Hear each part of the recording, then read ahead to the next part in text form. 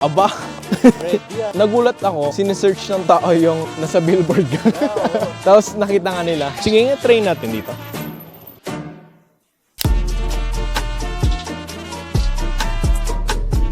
Siya pala yung may billboard sa Manila. Ganun talaga yung forma niya, no? Eh, sir, bro. Eh, Oh my God, Carl!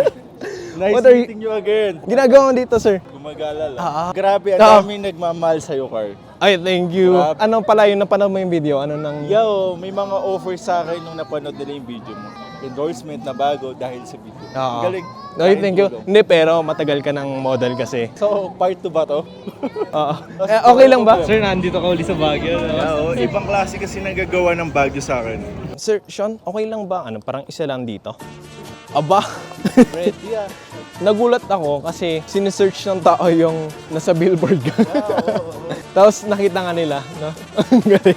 Sige nga, try natin dito.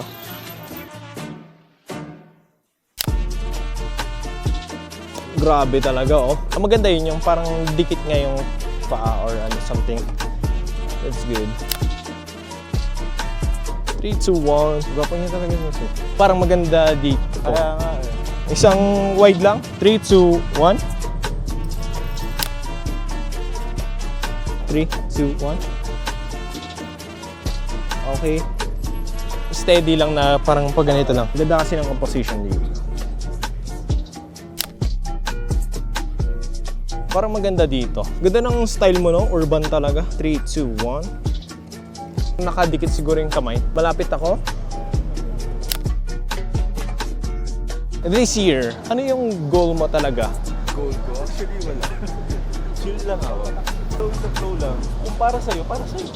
Yeah, correct. Try mo nga dito. Ito yung side light mo pag ganun. Okay, tingin dito.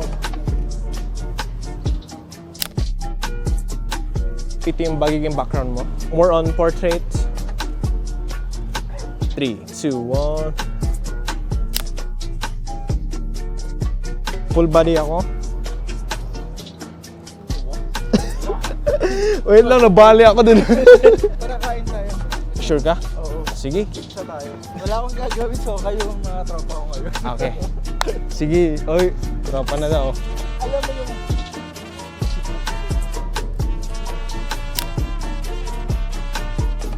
Ang ganda yung ganyan.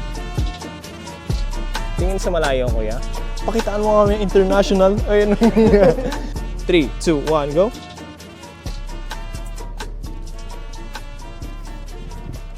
Shit, naka-picture ako ng model ah. Ay, Wow, sa'yo. ang ganda! Nice! Ang galing ng 360 modeling mo. Grabe engagement. I'm so happy. Ito yung part 2 namin. So, can you imagine magkikita tayo ulit? Nagawa natin konti. Na-inspire natin yung iba na nabibigyan natin sila ng idea sa post. Dun sa ginagawa natin, nakakatulong tayo sa mga aspiring model. Sabi nga nila, paano mo maging model?